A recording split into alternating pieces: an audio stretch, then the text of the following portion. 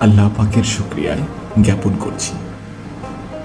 তিনি আমাদেরকে সুস্থতার সাথে রমজানের রোজাগুলো রাখার সৌভাগ্য দান করেছেন। আলহামদুলিল্লাহ। এই পবিত্র মাসে মহান আল্লাহ তাআলা পবিত্র কোরআন নাযিল করেছেন। বিশ্বনবী হযরত মুহাম্মদ সাল্লাল্লাহু আলাইহি সাল্লামের কল্যাণমণ্ডিত পুরো জীবন এ বিষয়ের জীবন্ত সাক্ষী।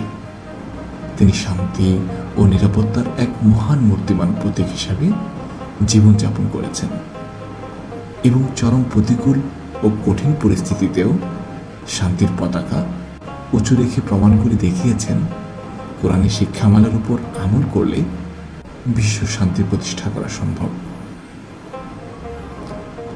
তার মাক্কি জীবনী এবং মদিনা যুগেও তার পুরো জীবন আদর্শ এমন সব ঘটনাবলিতে পরিপূর্ণ যে কিভাবে মহানবী সাল্লাল্লাহু আলাইহি সাল্লাম তার মানবকারীদেরকে কোরআন শিক্ষামালার কল্যাণে শান্তির মূর্তমান প্রতীক বানিয়ে দিয়েছেন।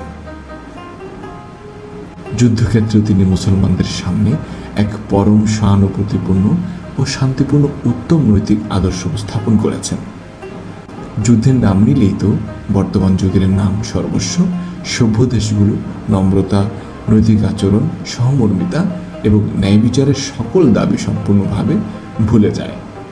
কিন্তু বিশ্বনবী মহানায়ক হযরত মুহাম্মদ মুস্তাফা সাল্লাল্লাহু আলাইহি সাল্লাম যুদ্ধ এবং হানাহানির ক্ষেত্রসমূহে শান্তি ও নিরাপত্তার উন্নত মূল্যবোধ প্রতিষ্ঠা করে এমন অতুলনীয় আদর্শ প্রতিষ্ঠা করেছেন যা সকল যুগে পুরো মানব জাতির জন্য আলোকবর্তিকা হয়ে থাকবে।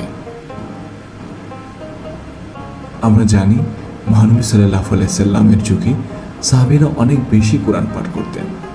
গভীর রাতে তাদের ঘর থেকে তেলাওয়াতের গুনগুন রব উদিত হতো। রাতের অন্ধকারে মহানবী সাল্লাল্লাহু আলাইহি সাল্লাম তাদের গৃহপার্শ্বে গিয়ে তাদের সুমধুর তেলাওয়াত শ্রবণ করতেন। কোরআন শিক্ষা দেওয়ার জন্য মহানবী হযরত মুহাম্মদ সাল্লাল্লাহু আলাইহি সাল্লাম তার সাহাবীদের প্রত্যন্ত অঞ্চলে প্রেরণ করতেন।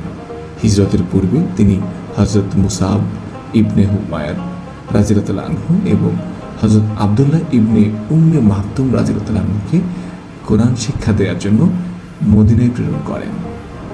তিনি সাল্লাল্লাহু আলাইহি সাল্লাম কোরআনের শিক্ষা নিঃস্বার্থভাবে প্রচারের নির্দেশ দিয়েছেন। এছাড়া রমজান এবং পবিত্র কোরআন করিমের সম্পর্ক অতপ্রতভাবে জড়িত। মহানবী সাল্লাল্লাহু আলাইহি সাল্লামের জীবনের শেষ বছরের রমজান মাসে হযরত জিবরাইল আলাইহিস সালাম পূর্ণ কোরআনকে মহানবী সাল্লাল্লাহু আলাইহি সাল্লামের কাছে দুবার পাঠ করে শোনান। বুখারী শরীফ। এ থেকে বোঝা যায় রমজানের সাথে কোরআনের সম্পর্ক সুগভীর। এই পবিত্র মাসে রোজার কল্যাণ, অজ্ঞানুবর্তিতা এবং কোরআন পাঠ এইসব ইবাদত মানব চিত্তে এক আশ্চর্য আধ্যাত্মিক অবস্থা সৃষ্টি করে। তাই আমাদের উচিত হবে রমজানের এই শেষ দশকে নিজেদের ইবাদতের আমূল পরিবর্তন আনা আর বেশি বেশি পবিত্র কোরআন তেলাওয়াত ও এর অর্থ বুঝে নিজ জীবনে তা বাস্তবায়ন করা। আল্লাহ তাআলা আমাদেরকে পবিত্র কোরআনের শিক্ষার আলোকে জীবন পরিচালনা করার তৌফিক দান করুন। আমিন। চৌধুরী আসিফ, সপ্তর্ষি মিডিয়া ডেস্ক।